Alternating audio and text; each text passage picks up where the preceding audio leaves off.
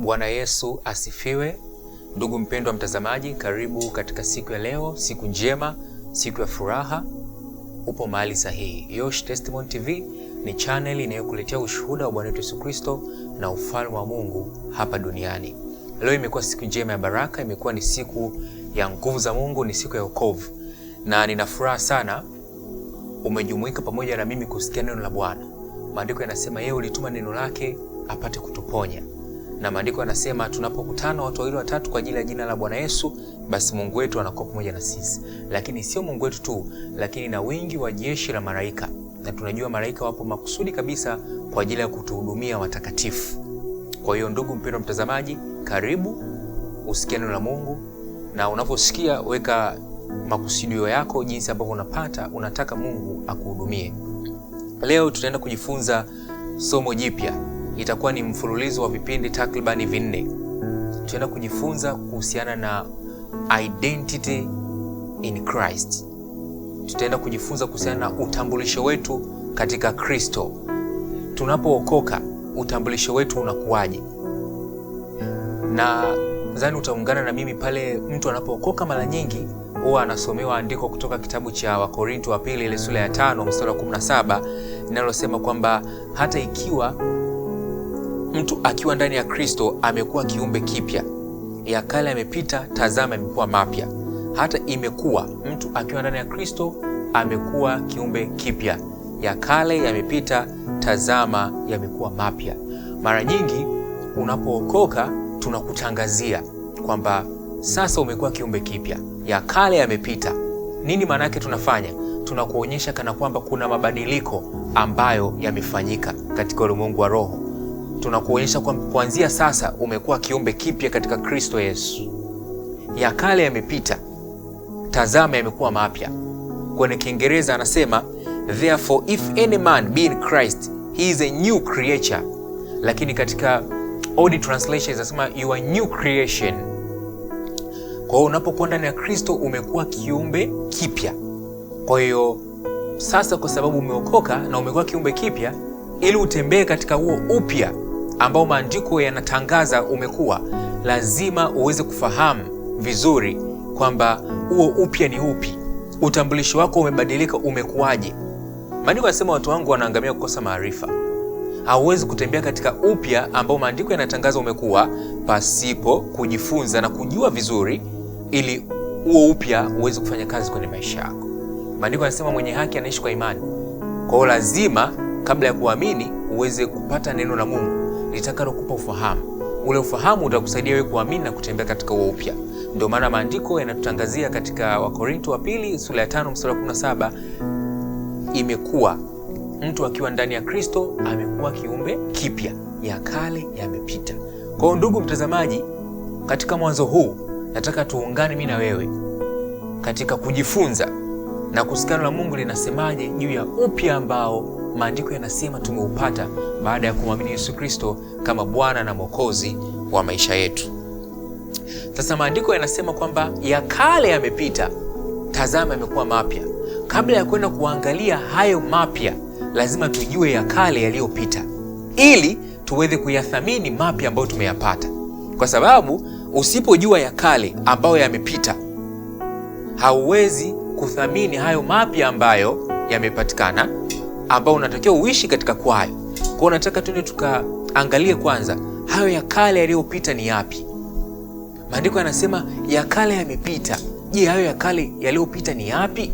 Tukiweza kuyajua vizuri haya ya kale yaliyopita, basi tutaweza kuthamini na kuappreciate hayo mapya ambayo yamekuwa.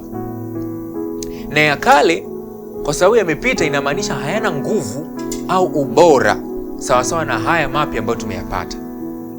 Sasa kuna mambo matatu ambapo maandiko yanasema yamepita, nataka nikakuonyeshe. Jambo la kwanza ni kifo cha kiroho, spiritual death. Jambo la pili ni alienation, separation, kule kutengwa na Mungu. Jambo la tatu ambalo maandiko yanasema yamepita ni ule ufahamu wa dhambi, ambao ufahamu wa dhambi kabla tujaokoka ndo unakuwa unatawala maisha yetu. Tunajikuta tunaenenda katika dhambi. Sasa mambo hayo matatu ndio ambayo maandiko yanasema yamepita. Jambo la kwanza tumesema ni kifo cha kiroho. Tukisoma kitabu cha Waefeso ile sura ya 2 ule mstari wa kwanza, maandiko yanasema wazi kwamba nanyi mlikuwa wafu kwa sababu ya makosa na dhambi zenu. Nanyi mlikuwa wafu, nanyi mlikuwa mmekufa kwa sababu ya dhambi na makosa yenu. Tunajua pale Calvary, pale msalabani, Yesu Kristo alibeba dhambi zetu. Kwa hiyo alivyochukua dhambi zetu, manake alituondolea kile kitu ambacho kilikuwa kinafanya sisi tuwe katika hali ya kufa. Ni sawasawa na maji yakiwa yana sumu. Ukinywa yale maji utakufa, lakini ile sumu ikitolewa katika yale maji, basi yale maji hayatakuwa tena na nguvu ya mauti. Ndivyo Yesu Kristo alivyofanya msalabani. Kwa sababu ya dhambi zetu na makosa yetu, basi tukawa katika hali ya kufa. Tunaishi kwenye mwili, tupo hai, lakini roho zetu ambao ndo mtu harisi amekufa. Yesu Kristo ili kumfanya yule mtu wa ndani kuwa na uzima, anakuja anaondoa ile dhambi. Akishaondoa ile dhambi, huyu mtu anapata tena uzima. Haleluya. Sasa hilo ndio jambo la kwanza maandiko yanayosema tazama ya kale yamepita. Manake jambo la kwanza ambalo limepita ni spiritual death, manake kifo cha kiroho. Jambo la pili ni kutengwa na Mungu. Dhambi ilipoingia ikamtenga mwanadamu na Mungu. Ndio maana Mungu anaenda bustani ya Eden, amkute Adam mahali ambako anamkutaga, anakuta hayupo. Anamuita Adam, upo wapi? Kwa sababu gani? Dhambi ilivyoingia ikamuondoa Adam pamoja na Hawa katika eneo ambalo walipaswa kuwepo, eneo la mahusiano na Mungu. Walitolewa. Dhambi inakuondoa kwenye mahusiano na Mungu. Yesu Kristo unapookoka na kumwamini, anaondoa huku kutengwa na Mungu. Unakuwa sasa umepatanishwa na Mungu. Na sio tu kupatanishwa na Mungu, Mungu anakaa ndani yako. Maandiko yanasema kwenye Wakolosai 1:27, nataka nikakusomee. Maandiko yanasema ambao Mungu alipenda kuwajulisha jinsi ulivyo utajiri wa utukufu wa siri hii katika mataifa, nao ni Kristo ndani yenu, tumaini la utukufu. Maandiko yanasema Mungu alipenda kutujulisha utajiri wa utukufu. Utajiri wa utukufu ni nini? Ni Kristo ndani yenu. Kwa Mungu aliendelea mbele sana katika mahusiano yetu kati ya sisi wanadamu na Mungu, kiasi kwamba sasa hivi haji tu kuwa pamoja na sisi, sasa hivi anaishi ndani yetu. Kwa kule kutengwa na Mungu ambako dhambi ilifanya, sasa hivi kwa sababu ya Kristo Yesu na neema yake, Mungu mwenyewe anaishi ndani yetu. Lakini jambo la tatu ni sin consciousness, ule ufahamu wa dhambi. Kwenye roho zetu tunapomwamini Yesu Kristo tunapata righteousness consciousness, tunapata ufahamu wa haki. Tukipata huo ufahamu wa haki, manake tunakuwa tunaenenda kwa neema. Tunajua kwamba matendo yetu hayatoi katika kumpendeza Mungu. Huu ufahamu wa haki unatufanya sisi tusiwe na kujihukumu. Ndio sasa maandiko yanasema katika Warumi ile sura ya 8 mstari wa kwanza kwamba sasa basi hakuna hukumu ya adhabu juu ya walio katika Kristo Yesu. There is therefore now no condemnation to them which are in Christ Jesus. Hakuna hukumu, hakuna kujihukumu.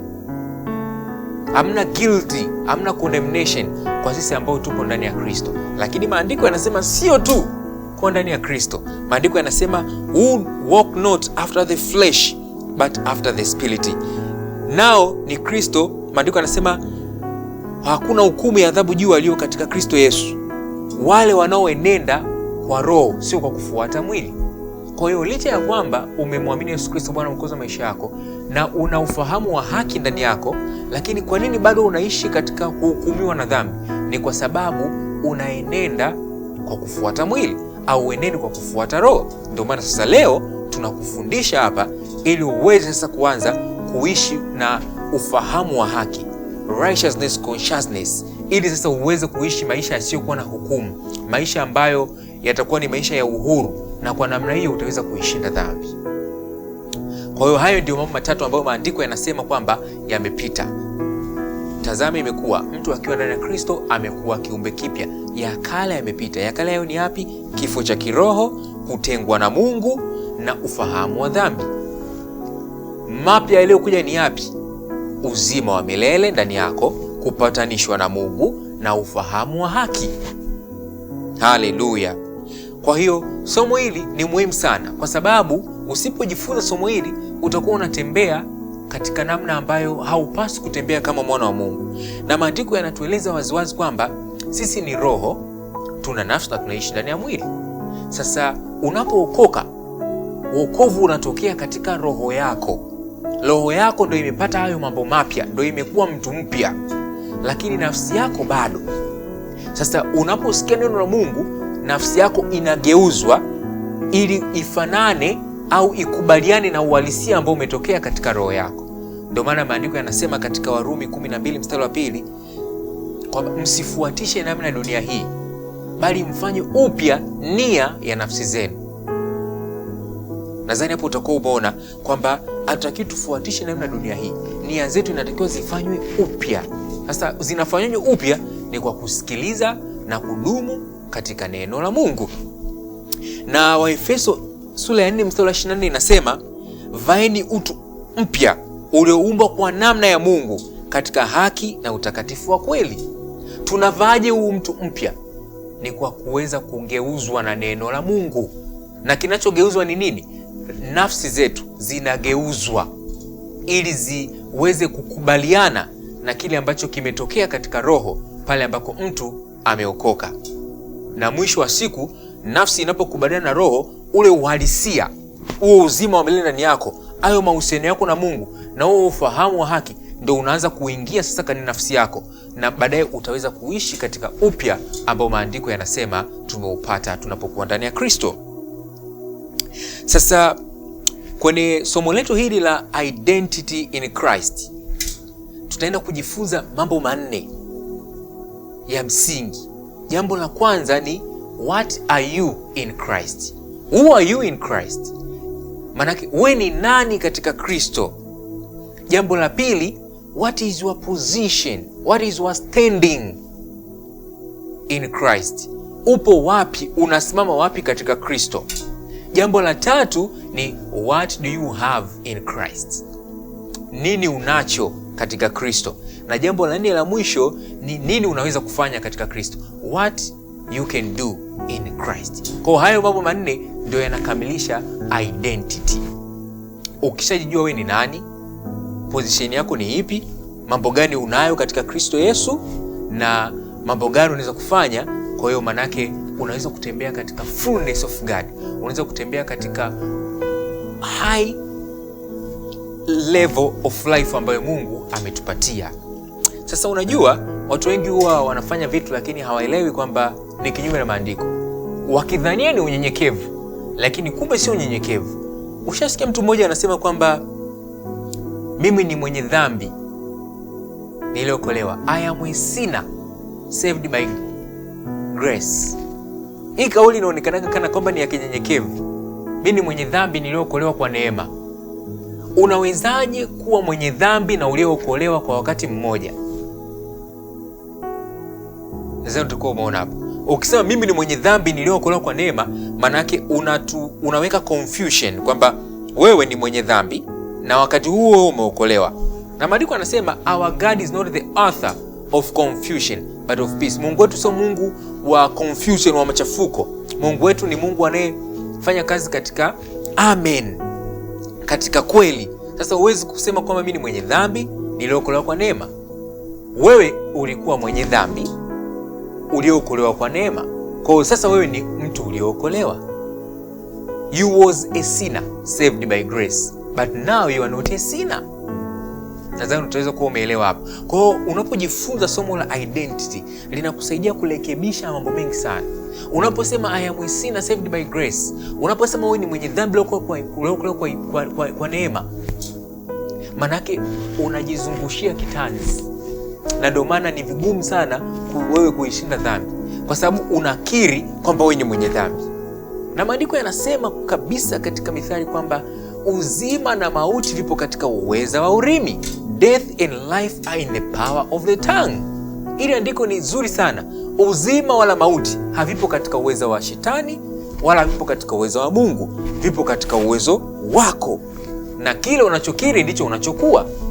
Kwa ukikiri uzima utapata uzima, ukikiri mauti utapata mauti. Kwa ukisema mimi ni mwenye dhambi niliyookolewa kwa neema, utaendelea kuishi kwenye maisha ya dhambi. Kwa sababu gani? Ndio nguvu unayoiachilia. Lakini kuanzia leo hautakuwa mtu wa namna hiyo katika jina la Yesu, maana neno la Mungu linaenda kukuweka huru. You are not a sinner saved by grace. Hallelujah. Hallelujah.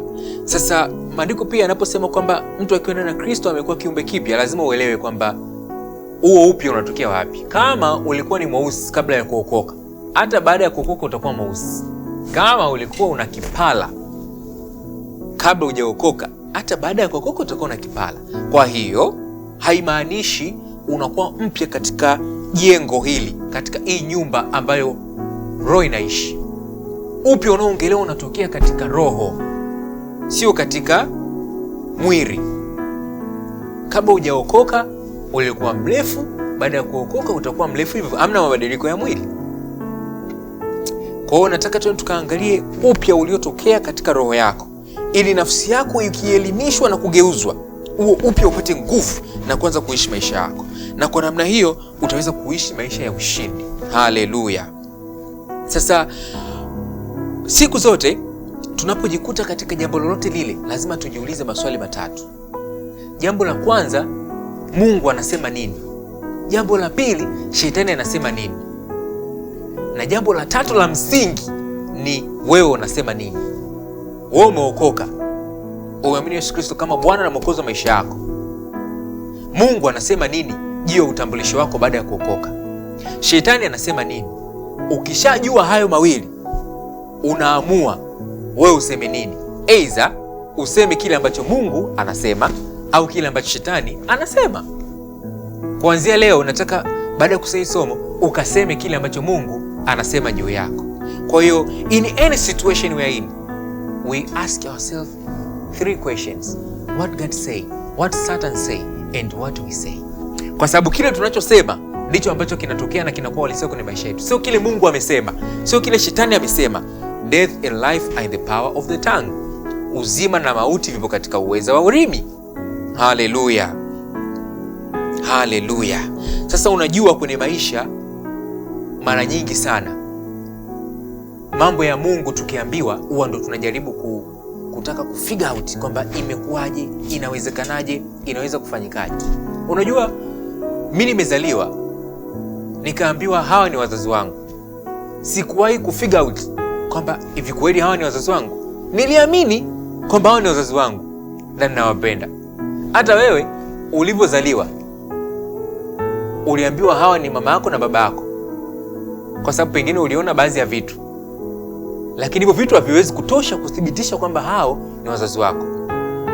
Umeamini 100% kwamba hao ni wazazi wako, lakini inapofika kwa Mungu huwa tunataka tuwe wabishi, tujiulize maswali mengi, we try to figure out, na kwa namna hiyo tunashindwa kuishi kwa imani kwa sababu tunauliza maswali.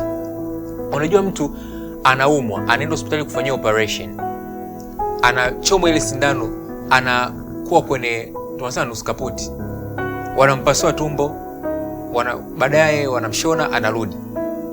Hawezi kuogopa kwamba wametoa kitu gani tumboni mwangu au wameniwekea nini. Anawaamini 100%. Lakini ukiwa kwenye mambo ya Mungu unataka mpaka Mungu aonyeshe ishara. No. Kuanzia leo nafsi yako inatakiwa ielimishwe je, utambulisho wako mpya. Kwa nini nimesema hivi? Ili ninapoenda kukueleza wewe ni nani katika Kristo, who are you in Christ, usiweze kuleta unbelief, uweze kuamini moja kwa moja kwamba wewe ni nani ndani ya Kristo. Haleluya. Sasa jambo la kwanza, wewe ni nani ndani ya Kristo, ni wewe ni mtoto wa Mungu. Unapookoka unafanyika kuwa mtoto wa Mungu. Maandiko yanatueleza katika kitabu kile cha Yohana ile sura ya kwanza mstari wa 12 kwamba bali wote waliompokea aliwapa uwezo wa kufanyika watoto wa Mungu, ndio wale waliaminio jina lake. Tunapata wokovu kwa kuliamini jina la Yesu. Maandiko yanasema tunapokuwa tumeokoka tunafanywa watoto wa Mungu. Ninataka katika fikra zako uweze kabisa kukubali na kulishikia neno hili kwamba wewe ni mtoto wa Mungu. Najua mtu akisikia neno hili aliyeokoka anasema ninaamini kwamba mimi ni mtoto wa Mungu. Lakini unaamini kwa kiwango kipi? Kwa sababu nitakutolea mfano. Kama kweli unaamini, hebu challenge kwenye maombi yako. Uwe unaombaje? Unasema Baba na kuomba au unasema Mungu? Kwa sababu ubaba wa Mungu umekuwa ni kitu changamoto sana kwa wapendwa wengi. Hawajioni kama ni watoto wa Mungu. Wanasema kwamba wao ni watoto wa Mungu, lakini deep down hawaiweki katika imani, hawaiishi. Lakini leo maandiko yanakuonyesha kabisa kwamba wewe muamini Yesu Kristo kama Bwana Mwokozi wa maisha yako, wewe ni mtoto wa Mungu, umefanyika kuwa mtoto wa Mungu. Kwa sababu hata ukikataa, yamkini tu umeokoka, Mungu anakutazama kama mtoto wake. Hasa ili uweze kunufaika na Mungu kwa baba yako, lazima ukubaliane na vile Mungu anavyokuona. Haleluya. Lakini jambo la pili, sisi ni wenye haki wa Mungu katika Kristo. Katika kitabu kile cha Wakorinto wa pili, ile sura ya 3 mstari wa 21, maandiko yanasema yeye asiyejua dhambi alimfanya dhambi kwa ajili yetu. Yaani Kristo asiyejua dhambi, Mungu alimfanya Kristo kuwa dhambi kwa ajili yetu sisi, ili sisi tupate kuwa haki ya Mungu katika yeye. Yaani sisi tufanyike haki ya Mungu. Maana yake kufanyika kuwa haki ya Mungu, maana yake ni kuwa mwenye haki. Maana yake Mungu akikutazama, akutazami wewe kama wewe, anakutazama wewe kupitia Kristo. Ni sawa na ukiwa upo eneo moja, unataka kutazama kitu cha mbali, utachukua labda darubini, utatumia kuangalia. Ile darubini itakuonyesha kana kwamba kitu kipo kwa hapa. Ndivyo Mungu anavyotutazama. Mungu hakutazami wewe kama wewe, anakutazama wewe ndani ya Kristo. Hata unapokosea, ile ghadhabu ya Mungu ikitaka kuja juu yako, Mungu anaona. Agano Jipya limesainiwa kwa damu ya Yesu, linasema nilifanyika dhambi kwa ajili yake. Ile haki ya kwangu nimempa yeye. Kwa hiyo ile ghadhabu ya Mungu inatulia. Haleluya. Wewe ni mwenye haki. Mungu hakutazami kama mwenye dhambi. Licha ya kwamba unakosea, lakini Mungu hakutazami kama wewe mwenye dhambi, anakutazama kama wewe mtu mwenye haki. Kwa nini? Kwa sababu umemwamini Yesu Kristo kama Bwana Mwokozi wa maisha yako. Unapomwamini Yesu Kristo, ile haki ya Yesu inaingia kwako, na ile hali ya hukumu ambayo ipo kwako inaenda kwa Yesu. Tunafanya spiritual exchange. Kwa wewe ni mwenye haki wa Mungu. Haleluya. Jambo la tatu, wewe ni mtakatifu. Wewe ni mtakatifu. Katika waraka wa Korinto ule wa kwanza, sura ya kwanza mstari wa 2, maandiko yanasema kwamba kwa kanisa la Mungu lililoko Korinto, yaani waliotakaswa katika Kristo Yesu, walioitwa wao watakatifu. Hamna mtu anaweza kuwa mtakatifu kwa matendo yake. Hakuna mtu anaweza kuwa mtakatifu kwa matendo yake. Utakatifu ule wa Yesu tunaupata tunapomwamini Yesu Kristo kama Bwana Mwokozi wa maisha yetu. Utakatifu wa Yesu Kristo tunaupata tunapookoka, na ile haki ya Yesu Kristo tunapoipata tunapookoka, ndivyo vinavyoweza kutusaidia tuishi maisha ya usafi. The holiness of Jesus and the righteousness of Jesus that we get when we got saved, those only help us to live pure life. Hayo pekee ndio yanayotusaidia sisi kuishi maisha matakatifu, maisha ya usafi. Kwa wewe ni mtakatifu. Kwa hiyo kabla ya kuanza kuona unaishi maisha matakatifu, anza kujiona wewe ni mwenye haki ya Mungu. Anza kujiona wewe ni mtakatifu. Ajionavyo mtu nafsini mwake ndivyo alivyo. Ukijiona mwenye dhambi, utaishi kwenye dhambi. Ukijiona kama wewe umepata haki bure kwa neema kwa Kristo Yesu, na ukijiona kwamba umeitwa kuwa mtakatifu, una utakatifu ndani yako, ndivyo sasa unaweza kuishi katika maisha ya usafi na kuishinda dhambi na kuishi maisha ambayo yanampendeza Mungu. Jambo la 4, sisi ni warisi wa Mungu. Sisi ni warisi wa Mungu. Katika kitabu cha Warumi ile sura ya 8 mstari wa 16 na 17, maandiko yanasema Roho mwenyewe hushuhudia pamoja na roho zetu ya kuwa sisi tu watoto wa Mungu, na kama tu watoto basi tu warisi, warithi wa Mungu, warithio pamoja na Kristo. Wewe ni mrisi wa Mungu. Baraka zote ambazo Mungu alimuahidi Ibrahimu unazipata, unazirisi katika Kristo Yesu. Na maandiko yanasema kwenye Wagalatia ile sura ya 4 ule mstari wa 1 inasema hivi: lakini nasema ya kuwa mrisi wakati wote awapo mtoto hana tofauti na mtumwa, ingawa ni bwana wa yote, bali yu chini ya mawakili na watunzaji. Maandiko yanasema wewe licha ya kwamba ni mrithi, usipojua kwamba wewe ni mrithi na usipojua umerithi nini, utaendelea kuishi kama mtumwa. Utaendelea kuishi kama mtumwa ukisubiria Mungu aje kuokoe. Lakini kumbe Mungu tayari anakuona wewe ni mrithi. Unachotakiwa kufanya ni kujua nafasi yako kama mrithi na kujua vile ambavyo umevirithi na kuviishi. Ndio maana Mungu leo amekuletea neno kukujulisha kwamba wewe ni mrithi wa Mungu. Lakini jambo la 5, sisi ni kabila teule na ukuhani wa kifalme. Sisi ambao tumemwamini Yesu Kristo kama Bwana na Mwokozi wa maisha yetu, sisi ni kabila teule, ukuhani wa kifalme. Waraka wa kwanza wa Mtume Petro ile sura ya 2 mstari wa 9, maandiko yanasema waziwazi kwamba bali ninyi ni mzao mteule, ukuhani wa kifalme, taifa takatifu, watu wa milki ya Mungu. Wewe ni mzao mteule, wewe ni kuhani wa kifalme, wewe ni taifa takatifu, wewe ni milki ya Mungu. Maana yake ni kwamba tunaposema wewe ni milki ya Mungu, maana yake you belong to God. Mungu anakumiliki. Kwa hiyo kama Mungu anakumiliki, shetani anapotaka kuja kukugusa wewe, maana yake anagusa milki ya Mungu. Unajua Mungu kitu gani atafanya? Lazima atamlamba shetani. Lakini je, unajua wewe ni milki ya Mungu? Unajua wewe ni taifa takatifu? Lakini leo habari njema ni kwamba wewe ni mzao mteule, wewe ni kuhani wa kifalme, ni taifa takatifu na ni milki ya Mungu. Unajua watu wote sasa hivi ni makuhani. Zamani ilikuwa kuhani ndo anaenda patakatifu ili aweze kumtolea Mungu ibada. Lakini pale Yesu akiwa msalabani, maandiko yanasema pazia la hekalu lilipasuka.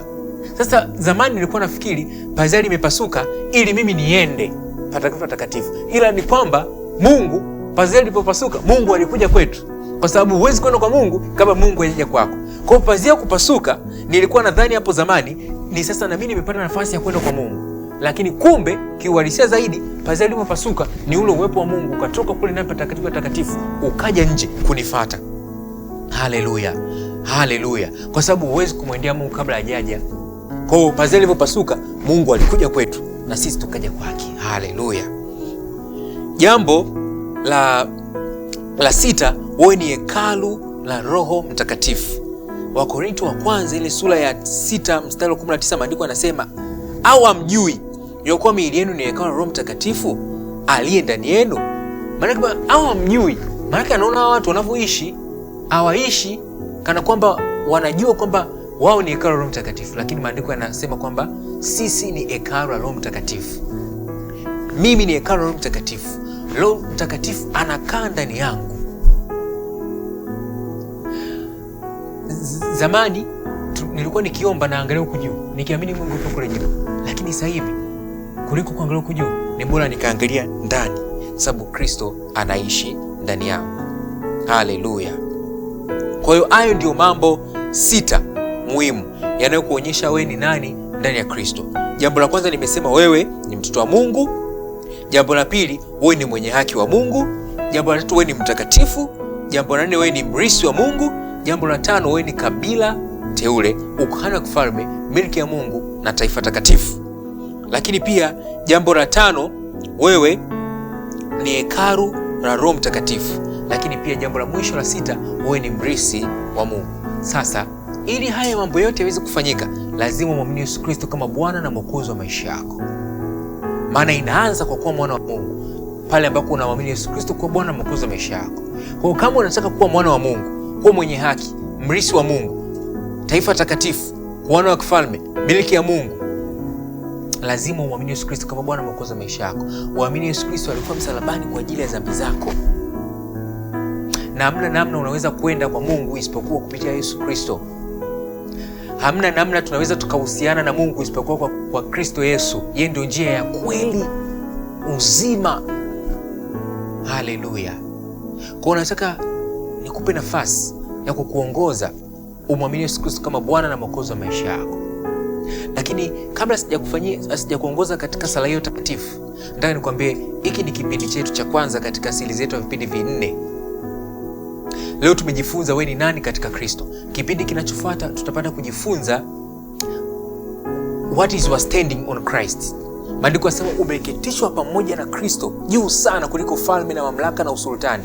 Nataka nikakupitishe kwenye hiyo safari hadi unaenda kuketi pale. Ni kitu gani kilitokea? Kwa hiyo somo lijalo ni la muhimu sana. Kwa hiyo tunapoelekea mwishoni, usiache kusubscribe ili sasa uweze kupata notification kipindi kipya kinapotoka. Lakini usiache kulike pamoja na comment ili kufanya hii video iweze kufika kwa watu wengi sana. Na kwa namna hiyo utakuwa umemtumikia Mungu. Basi kama upo tayari kuokoka, nifuatishe sala hii. Sema: Baba, ninakushukuru kwa upendo wako.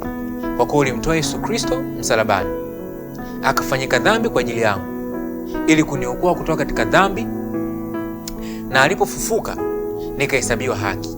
Yesu Kristo, ninakuamini wewe kama Bwana na Mwokozi wa maisha yangu. Ingia ndani yangu, ishi ndani yangu, nidumu ndani yako, na uweze kunifufua utakapokuja kufufua waliokufa katika haki. Roho Mtakatifu, niongoze niokolee wokovu. Niongoze katika kulijua neno lako. Shetani na kukatana mambo yako yote leo na hata milele. Mimi ni wa Bwana, ni mtoto wa Mungu, katika jina la Yesu Kristo. Amen. Kama umesali sala hiyo kwa imani, umeokoka. Mambo haya yanafanyika kwa imani. Tayari kama umesali sala hii, umekuwa mwana wa Mungu, umekuwa mwenye haki, umekuwa mrithi wa Mungu, umekuwa taifa takatifu. Kwa hiyo cha kufanya sasa hivi ni kutaka kujua mwana wa Mungu anaisheje, mwenye haki anaendaje, nawezaje kuishi katika urithi ambao nimeupata katika Kristo Yesu. Mungu akubariki sana. Tukutane katika kipindi kijacho. Mungu anakupenda na mimi nakupenda. Asante.